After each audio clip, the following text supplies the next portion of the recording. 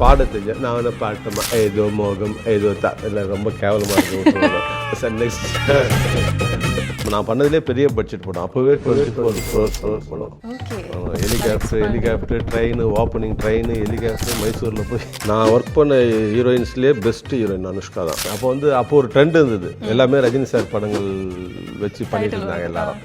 அப்போ தனுஷ் என்ன சொன்னார், எல்லா டைட்டிலும் எல்லாரும் நடிக்கலாம், ஆனால் மாப்பிள்ளைன்ற டைட்டில் நான் மட்டும்தான் நடிக்க முடியும்.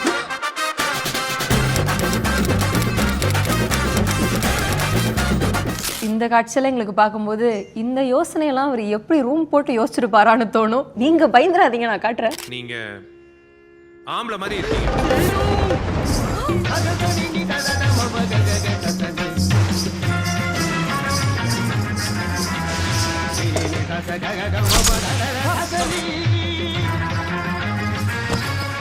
சூரி சாருக்கு தமன்னா மேம் கூட இப்படி நின்று ஆடணுன்றது எவ்வளோ பெரிய ஆசை எனக்கு தெரியல. ஆனால் இந்த கெட்டப்பில் அவங்க பக்கத்தில் நிற்க வச்சு இப்படி ஆட வச்சது உங்களுக்கு எவ்வளோ பெரிய ஆசையாக இருந்துச்சு சொல்லுங்க. ரொம்ப ரசிச்சு பண்ணார் சூரி லேடி கட்டப்புன்னு ஹாப்பி ஆகிட்டாரு. மீஸ் எல்லாம் எடுத்துட்டு வந்து ஃபுல் லேடி கட்ட போட்டு தமிழா கூட டான்ஸு ரெண்டு பேருக்கும். சார் ஆனால் போஸ்டர்லேயே நீங்கள் வச்சிட்டீங்க சார். இது போஸ்டர்லேயே வந்து ஒரு பக்கம் சூரி சார் இன்னொரு பக்கம் தமன்னாவும் ரெண்டு பேரும் இடுப்பில் உட்காந்துட்டு இருப்பாங்க. விஷால் சாரோட இடுப்பு போஸ்டர் ஷூட்டிங்கில் எடுத்தது தான். அந்த ஷூட்டிங்கில் எடுத்துட்டு அதை படம் ரிலீஸ் ஆகும்போது போஸ்டராக போட்டோம். ஓகே.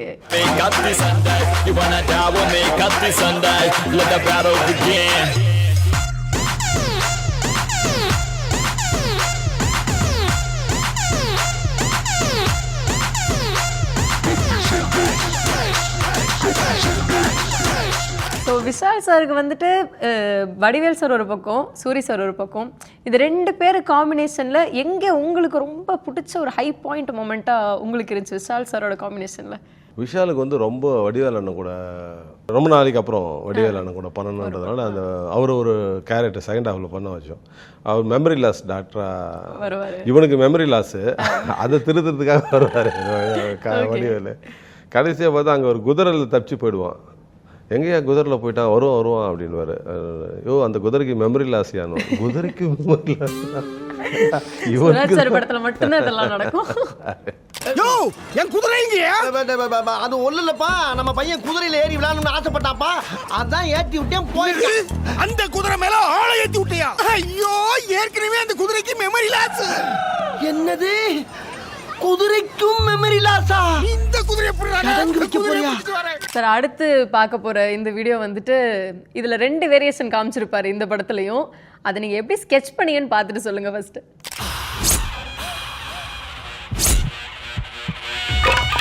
என்னடா இவ்வளோ பேர் நிற்பாங்கன்னு ஏன்டா என்கிட்ட அங்கேயும் சொல்லலை? சொன்னா வரமாட்டீங்கல்ல. ஷக்கீலா கை சைஸ் கால் சைஸ் இருப்பாங்கன்னு வந்தா எல்லாம் ஷக்கீலா சைஸே இருக்கானுங்களேடா. பயந்தா வேலைக்கு ஆகாது, பாஞ்சு ஃபைட் பண்ணுங்க. இப்ப இருக்க சிச்சுவேஷன்ல பாஞ்செல்லாம் ஃபைட் பண்ண முடியாதுடா. வேணா 10 அடி தூரத்துல இருந்து பஞ்ச் பேசிட்டு போயிடலாமா? பஞ்செல்லாம் அடிக்கிறவன் பேசணும், அடி வாங்குறவன் பேசக்கூடாது. இதுக்கு ஒன்றும் குறைச்சல் இல்லை. அங்கே அவங்களை எப்படி சமாளிக்க போறீங்க? ஆக்சுவலாக விவேக் வயசானவன் தான் இந்த படத்தில்.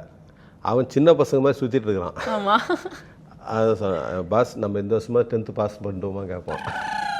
கண்டிப்பாக பண்ணிடுவோடா அப்படின்வாரு. அதுக்கு தான் பேர்லயே சைல்டு சின்ன அப்படின்னு வச்சுக்கிறது. பூம் பூம் ரோபோஜா ரோபோஜோ. ஹாய் மச்சான், இன்னைக்கு நம்ம நமிதாவுக்கு நியூ பிரான்ச் ஸ்டார்ட் பண்ண போறோம். டேப்பா போறதும் போற, இந்த வண்டியை கொஞ்சம் சர்வீஸ் பண்ணிட்டு வாய். இது வண்டியாடா, இதெல்லாம் சர்வீஸ் பண்ண முடியாது. சமாடி வேணா பண்ணலாம், போய் புதைச்சு பால் ஊத்து. வண்டியை சர்வீஸ் பண்றான்னா நமிதா படத்துக்கு பிளாக்ல டிக்கெட் வித்து பொறுக்கி தின்ற போறம்போக்கு நீ வண்டியை எட்டே ஒதுக்குற. டாடி அறிவிருக்கா உனக்கு? நீ பாட்டுக்கு அடிச்சு ஃபேஸ டேமேஜ் பண்ணிட்டேனா உன் ஃபேஸ் மாதிரி ஆயிடாது. எந்த கேர்ள் என்ன சைட் பண்ணுடா. படத்துல டயலாக் பிரமாதமா இருக்கும். மாப்பிள்ளை படத்துல சைல்டு பண்ணது ஃபர்ஸ்ட் அவர் சொந்த முடியாது. நான் ஃபர்ஸ்ட்டு விக்கு வைக்கலாம் தான் சொன்னேன். ஓகே, ஃபர்ஸ்ட்டு விக்கு வச்சிடலாம் சார்ன்னு. அப்புறம் அவர் சொன்னார், இல்லை சார் இப்போ இருக்கிற பசங்கள்லாம் முடி இப்படி தான் வச்சுக்கிறாங்க, நான் என் சொந்த இதுலேயே முடியிலே பண்ணிக்கிறேன்னு சொல்லிட்டு இந்த ஜெல்லெல்லாம் வச்சு அதுக்கு ஒரு 2 மணி நேரம் ரெடி பண்ணுவார். அந்த முடியெல்லாம் பண்ணிவிட்டு யூத்து மாதிரியே வரணும்னு சொல்லிட்டு அது மாதிரி அந்த முடியெல்லாம் பண்ணார். தனுஷ்கிட்ட பாரு, என்ன ஒரு பொண்ணை பிக்கப் பண்ணனா என்ன பண்ணோம் சரணன் அப்படின்வாரு. அது முதல்ல ஒரு பொண்ணை பிக்கப் பண்ணோன்னா பாக்ஸிங் தெரியணும். ஏற்கனவே மூக்கு பஞ்சர் ஆகியிருக்காங்க, இன்னும் அது வேறு நெக்ஸ்ட் அப்படின்னா பாட தெரிஞ்சேன் நான் வேணா பாட்டமா ஏதோ மோகம் ஏதோ இல்லை ரொம்ப கேவலமாக இருக்கு சார் நெக்ஸ்ட் அப்படின்னாரு. அவர் டக்குன்னு இறங்குவான், ரொம்ப ஸ்பீடாக இருங்க, அந்த சுகர் இருக்குது தெரியுமா எனக்கு அப்படின்னா. அப்படின்ட்டு இப்போ நீங்க பேசுன இந்த ஒரு இது ஸ்டைல் இருக்குல்ல, நீங்க படிக்காதவன் படத்துல நீங்க ஒரு ஸ்டைல் சொன்னீங்க, அவர் பிடிச்சிட்டாரு. இதுல எப்படி சார் யாரு ஸ்டைல் சொன்ன? அந்த சரவணான்றது கூட ஏய் சரவணா அப்படின்னு. ஆமா, இது வந்து இது சொல்லலாம், சொல்ல முடியாது. ஓகே, யாரோ நம்ம தமிழ் சினிமால யாராவது ஒருத்தங்க அப்படி பேசியிருக்கலாம். என்ன பாஸ் அந்த பொண்ணுகிட்ட லவ்வா சொல்லுவீங்கன்னு பார்த்தா இப்படி பொறுப்பு இல்லாம தக்காளி ஜூஸை குடிச்சிட்டு நின்னுட்டு இருக்கீங்களே. தக்காளி ஜூஸாடா இது? என்னோட ஜூஸ்டா. பாஸ் ஃபேஸை பார்த்ததுக்கே நோஸ் உடஞ்சு போச்சே, இன்னும் ஃபேஸ் பண்ணீங்கன்னா என்னெல்லாம் உடையுமோ. ஏன்டா பிகினிங்லயே பிரேக்கப் போடுற? பாசிட்டிவா திங்க் பண்ணுங்கடா. நமக்கு எப்போ பாஸ் பாசிட்டிவா நடந்திருக்கு? பாசிட்டிவா திங்க் பண்ண அந்த பொண்ணு உங்களுக்கு செட் ஆக மாட்டா. டேய், அப்ப இனி என்ன தாண்டா பண்ணலாம் நம்ம? எவன் ஐடியா கொடுத்தானோ அவங்கிட்டயே போய் ஐடியா கேப்போம். அவன்கிட்ட ஐடியா கேட்கறதுக்கு நாமெல்லாம் ஒன்னா சேர்ந்து ஒண்ணுக்கு வேணா அடிக்கலாம்டா, வேற ஒண்ணும் நாம பண்ண முடியாது. அவங்கிட்டயே கேட்கலாம். சரவணா, அவர் இந்த பாய்சன் கிடைச்சாலே பாயாசம் மாதிரி சாப்பிடுவேன், பாயாசமே கிடைச்சிருக்கு. இந்த மாதிரி டைலாக் எல்லாம் வந்துட்டு சில டைம் வந்து எதுக்கு ரொம்ப பஞ்ச் அப்படின்ட்டு விட்டுருவாங்க. ஆனா கண்டிப்பா வேணும் அப்படின்னு நீங்க ஃபோர்ஸ் பண்ண இடங்கள்லாம் உண்டா மாப்பிள்ளை படத்துல? நான் வந்து ஹீரோக்கு பஞ்ச் போட மாட்டேன், காமெடிக்கு தான் நிறைய பஞ்ச் போடுவேன். ரிஸ்க் எடுக்கிறதுலாம் ரஸ்க் சாப்பிட்ற மாதிரி வடிவேல் தான் பேசுவாரு, அர்ஜுன் பேச மாட்டேன். ஓகே, அப்புறம் பில்டிங் ஸ்ட்ராங் பேஸ்மெண்ட் வைக்க தலைநகரத்தில் பேசியிருக்கேன். ஆமா. சரி, இன்னொரு விஷயம் என்ன அப்படின்னா, ஒரு ஐகானிக்கான டைட்டில் மாப்பிள்ளை அப்படின்றது ரஜினி சார் அங்க ஒன்று பண்ணிட்டாரு ஆல்ரெடி பல வருஷத்துக்கு முன்னாடி. ஸ்டோரி லைனும் ஒரு மாதிரி அதை டச் பண்ணி நம்ம வரோம் அப்படின்றப்போ என்ன வேரியேஷன் கொடுக்கலாம் அப்படின்றது ரொம்ப ப்ரெஷராக இருந்ததா உங்களுக்கு இந்த படம் எடுக்கிறப்போ? ஆமாம், டைட்டிலே தனுஷ் ரொம்ப ஆசைப்பட்டார் அந்த டைட்டில். அப்போ ஒரு ட்ரெண்ட் இருந்தது, எல்லாமே ரஜினி சார் படங்கள் வச்சு பண்ணிட்டு இருந்தாங்க எல்லாரும். அப்போ தனுஷ் என்ன சொன்னார், எல்லா டைட்டிலும் எல்லாரும் நடிக்கலாம், ஆனால் மாப்பிள்ளைன்ற டைட்டில் நான் மட்டும்தான் நடிக்க முடியும், அதனால மாப்பிள்ளைன்றது ஒரு டைட்டில் நம்ம வச்சிடலாம் சொல்லி அவர் ரொம்ப அதில் லைக் பண்ணார். சரி, அதனால வந்து மாப்பிள்ளைன்னு வச்சுக்கோங்க அப்படின்ட்டு. இந்த ஒரு இமேஜ் சார் எக்ஸாக்டா என்ன பேசிட்டு இருந்தீங்கன்னு சொல்லுங்க சார். தலைநகரம் இதுதான் என் வாழ்க்கையை மாற்றிய படம், என் லைஃபையே மாற்றிச்சுன்னுவாங்கள்ல, ஒரு சென்ட்ரல் பாயிண்ட், டேர்னிங் பாயிண்ட்ன்றது தலைநகரம் தான். அந்த படத்தில் வந்து அந்த சீன் ஒரு போலீஸ் ஸ்டேஷன் சீன் வரும், பில்டிங் ஸ்ட்ராங்கு பேஸ்மெண்ட் வைக்கிறது. பிரகாஷ் ராஜும் பிஸி, வடிவேலனும் பிஸி, ரெண்டு பேர் காம்பினேஷன் எனக்கு கிடைக்கவே மாட்டேங்குது. அப்புறம் பார்த்தா அந்த படம் பார்த்தீங்களன்னா பிரகாஷ் ராஜ் சார் சீன் ஃபுல்லாகவே தனியாக இருக்கும். யாரா அவன் அப்படின்னு நான் தான் கவுண்டர் கொடுப்பேன், யாரா நீ, யார் அவன் காலை எடுத்துருக்கான், வாலண்டரியாக ரவுடின்ட்டு வண்டியில் ஏறி வந்துட்டான். இது நான் டவுன் பஸ்ஸாக ஏறிட்டு வரத்துக்கு இவரே அடிப்பார், ஒரே ஷாட் தான் அப்படின்ட்டு. ஹலோ சும்மா அடிக்காதீங்க, சாகர் செத்துருவான், யாரா சாகர், நான் தான் சாகர், இதெல்லாம் எடுத்துகிட்டே இருக்கிறேன். வடிவேலு பொசிஷனில் நான் நின்றுட்டு கவுண்டர் குத்துனே இருக்கிறேன். அப்படி ஆச்சு, இவன் கொரில்லா செல்லில் போடுறா, அது வரலாம் எடுத்துட்டு அவர் அமிச்சாச்சு. அப்புறம் இன்னொரு நாள் வடிவேல் அண்ணன் வரும்போது இந்த பக்கம் வச்சு அந்த டைலாக்லாம் இப்போ நான் பேசுவேன், பிரகாஷ் ராஜ் சார் டைலாக்லாம். யார் அவன், ஹலோ நான் தான் சாகர், அப்படியா, என்ன கால் மூஞ்சி வரப்பா இருக்கு, கால் கடகடா இருந்து, பில்டிங் ஸ்ட்ராங்கு பேஸ்மெண்ட் கொஞ்சம் வீக், அப்படியா, இவருக்கு கொரில்லா செல்லில் போடுறான், போடு பார்த்து அதை எடுத்துட்டு தனியாக எடுத்தது. அது ஸோ எல்லாமே கம்ப்ளீட்டாக தனித்தனியாக எடுத்தது தான். ஆர்டிஸ்ட் கிடைக்க மாட்டாங்கல்ல, ஒரே காம்பினேஷன் எடுக்க முடியல என்னால். உங்கள் படத்தில் வந்து ஒரு சீனை பயங்கர ஐகானிக்காக கிரியேட் பண்ணியிருக்கீங்க, இந்த சீன் தான்.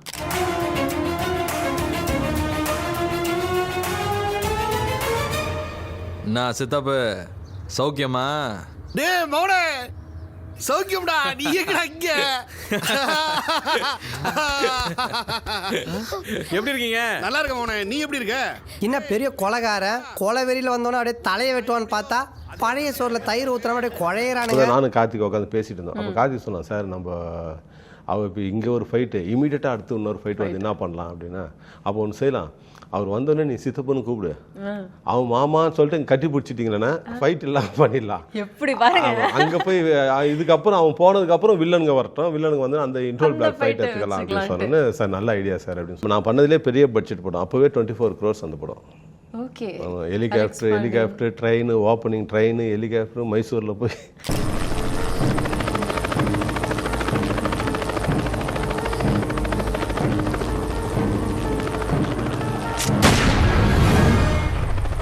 இந்த படத்துல வந்து சந்தானம் சாரோட அந்த ஒரு ரோலே எப்படி இருக்கும்னா, இதுக்கு முன்னாடி நல்லா ஃபன் பண்ணிட்டு இந்த ஹீரோ கூட நல்லா ஃப்ரெண்டா சுத்திட்டு இங்க வந்து தங்கச்சியை பாதுகாக்கிறதே பெரிய வேலையா இருக்கும் அவருக்கு. அவர் என்ன சொல்றாரு சார்? அவருக்கு முதல்ல வர மீசை வர வச்சு விட்டேன். முதல்ல அங்கேயே அவர் டென்ஷன் ஆகிட்டாரு. நான் ஃப்ரீயாக நடிப்பார் சந்தானம், நம்ம போய் மீசெல்லாம் வச்சு விட்டாச்சு. 3 தங்கச்சிங்களுக்கு அண்ணன், ஒரு பொறுப்புள்ள அண்ணன்.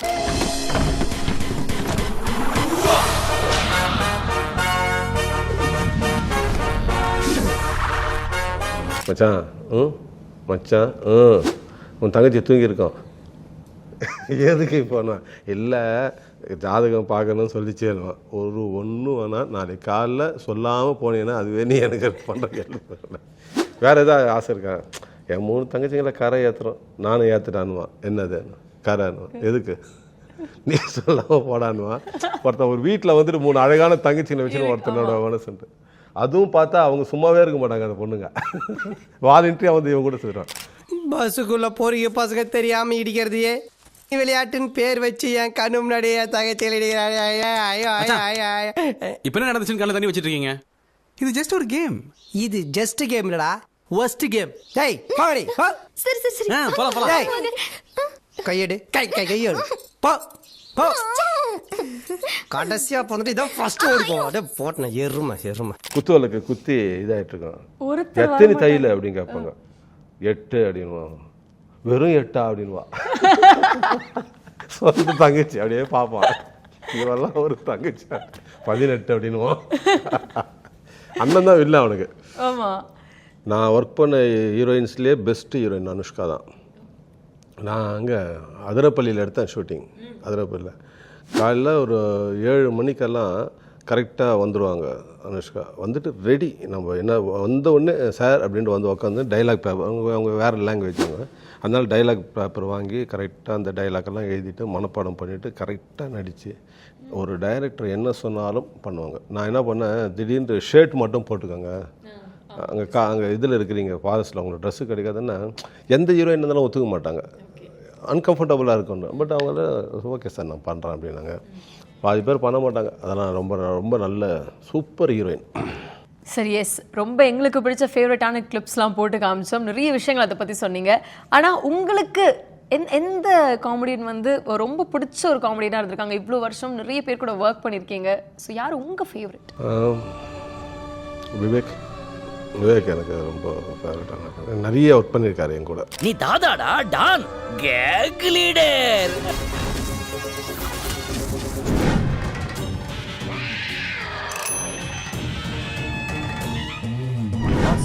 உங்களையே நம்பி இருக்காங்களே இவ்வளவு மக்கள், அவங்களுக்காக நீங்க என்ன பண்ண போறீங்க? Don't worry, B happy. அவர் பெரிய காமெடின்னு நினச்சிட்டு இருக்கோம். பெரிய அறிவாளி அவர், நிறைய படித்தவர். காமெடிக்கு மட்டும் அவங்க நம்மளை நம்பி வரணும், வந்தால் தான் காமெடி ஒர்க் அவுட் ஆகும் கொஞ்சம். ஏன்னா காமெடின்றது என்ன தெரியுமா, மற்றவங்கள கிண்டல் பண்ண தான் காமெடி இல்லையா? அதுக்காக அவங்க வந்து கொஞ்சம் அட்ஜஸ்ட் பண்ணி தான் நடிக்கணும். சார் திரும்ப திரும்ப காமெடி அப்படின்ற ஒரு விஷயத்த ஒரு பேஸ்மெண்ட்டாக வைக்கிறதுக்கான காரணம் என்னவா இருக்கும்? ஏன்னா நிறைய ஜானர்கள் எடுத்துட்டு இருக்காங்க. ஆமாம், அது நம்மளுக்கு வராது. என்ன கேட்டால் இப்போ ஜனங்க இருக்கிற பிரச்சனை. இப்போ பாருங்கள், சின்ன சின்ன படங்கள் ஓடுது, டூரிஸ்ட் ஃபேமிலி ஓடுது, யூத்ன்ற ஒரு படம் ஓடுது, இதுதான் ஓடுது. இப்போ நிறைய பேர் பார்த்தீங்கன்னா நைட்டில் வந்து ஆதித்யா சேனல் தான் பார்ப்பாங்க. வந்துட்டு ரிலாக்ஸுக்காக அப்படியே வந்து பார்த்தா அவங்க காமெடி வந்து இப்போ கம்மி ஆயிடுச்சு. அடுத்து கூட இப்போ சந்தானத்தை கூட ஒரு படம் பண்ண போகிறேன். அதுவும் காமெடி படம் தான். காமெடியாக இருந்தால் அது வந்து ஷூட்டிங்லேயே என்டர்டெயின்மெண்ட்டாக இருக்கும். படம் எப்படி இருந்தாலும் ஏதாவது டிவியில் போட்டுனே இருப்பான். இப்போ என் படங்கள் எல்லாம் சன் டிவியில் வந்துட்டுருக்கோம். ரொம்ப சீரியஸ் படத்தை யார் பார்ப்பா? வீட்டில் இருக்க பொம்பளைங்க சாப்பாடெல்லாம் செஞ்சுட்டு வந்து உட்காரும் போது காமெடியாக ஒரு படம் பார்க்கலாம். காலத்துக்கும் நின்று பேசுறது காமெடி படம் சார், அந்த மாதிரி. இப்போ அடுத்த சந்தானம் சாரோட ஒரு படம் பண்ணிட்டு இருக்கேன்னு சொன்னீங்க. சார் தான் ஹீரோவா? எப்படி ஹீரோ? ஓகே சார், ரொம்ப ரொம்ப சந்தோஷம். நிறைய விஷயங்கள் வந்து சொல்லியிருக்கீங்க உங்கள் படங்களை பற்றி. நிச்சயமாக அடுத்த படத்துக்கு நாங்கள் வெயிட் பண்ணிட்டு இருக்கோம். சந்தானம் சாரோட உங்களோட டைரக்ஷனில் அந்த படம் எப்படி இருக்க போகுது அப்படின்ற ரொம்ப ஆர்வத்தில் இருக்கும். நன்றி sir, thank you for your time. Thank you.